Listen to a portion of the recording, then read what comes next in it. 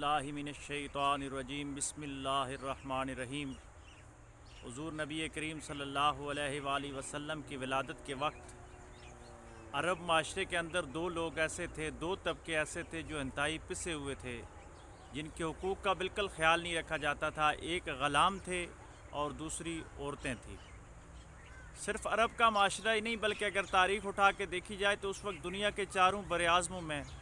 عورت کو حقیر نگاہ سے دیکھا جاتا تھا اور غلاموں سے انتہائی ابتر سلوک کیا جاتا تھا، اور انسانیت اس حد تک گری ہوئی تھی کہ کئی ہزار خداؤں کے علاوہ کچھ لوگ اپنے جسم کی مخصوص اعضاء کی بھی عبادت کر رہے تھے،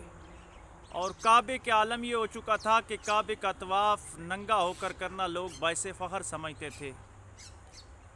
ان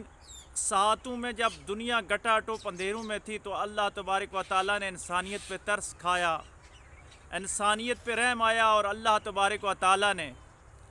اپنا محبوب جناب محمد مصطفیٰ صلی اللہ علیہ وآلہ وسلم کو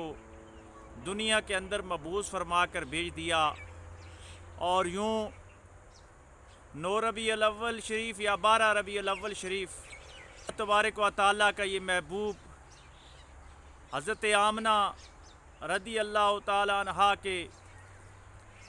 دولت خانہ پہ نمودار ہوا، یعنی آقا علیہ الصلوۃ والسلام کی ولادت ہوئی۔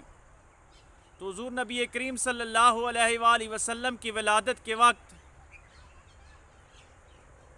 جو خصائص کبریٰ کے مطابق بڑے بڑے واقعات ہوئے، اس میں یہ لکھا ہوا ہے کہ کعبہ بھی حضور نبی کریم صلی اللہ علیہ وآلہ وسلم کے گھر کی طرف، یعنی جو حضرت آمنہ کا حجرہ تھا اس طرف جھک گیا۔ تو جناب عبد المطلب فرمانے لگے کہ میں نے دیکھا کہ کعبہ جھک رہا ہے، کہیں ایسا نہ ہو کہ کعبہ گر جائے، لیکن دیکھتے ہی دیکھتے کعبہ واپس اپنی اصلی حالت میں آ گیا۔ تو میں نے آ کے آمنہ کے گھر دریافت کیا تو معلوم ہوا کہ آج بیٹا پیدا ہوا ہے، اور آقا علیہ الصلوۃ والسلام کا نام محمد رکھا گیا، جس کی سب سے زیادہ تعریف کی گئی ہو۔ زمینوں پہ میرے آقا کا نام محمد صلی اللہ علیہ وآلہ وسلم، اور آسمانوں پہ میرے آقا صلی اللہ علیہ وآلہ وسلم کا نام احمد، یعنی زمین پہ بھی جس کی سب سے زیادہ تعریف کی جائے اور آسمان پہ بھی جس کی سب سے زیادہ تعریف کی جائے، کائنات کے چپے چپے کے اندر جس کی تعریف کی جائے، وہ صرف ایک ہی ذات ہے، جناب محمد مصطفیٰ صلی اللہ علیہ وآلہ وسلم کی ذات۔ تو حضور نبی کریم صلی اللہ علیہ وآلہ وسلم دنیا میں تشریف لانے کے بعد آپ نے سب سے زیادہ غلاموں کے حقوق کا خیال کیا، اور آپ کی کامیاب حکمت عملی تھی جس کی وجہ سے آج دنیا سے غلامی کا خاتمہ ہو گیا، کہ آپ نے مختلف سزاؤں کے جرمانے کے طور پہ غلاموں کی آزادی کا حکم دیا۔ کسی نے گناہوں کی معافی دی تو آپ نے اس کے لیے، کسی نے گناہوں کی معافی چاہی تو آپ نے اس کے لیے غلاموں کی آزادی کا حکم دیا۔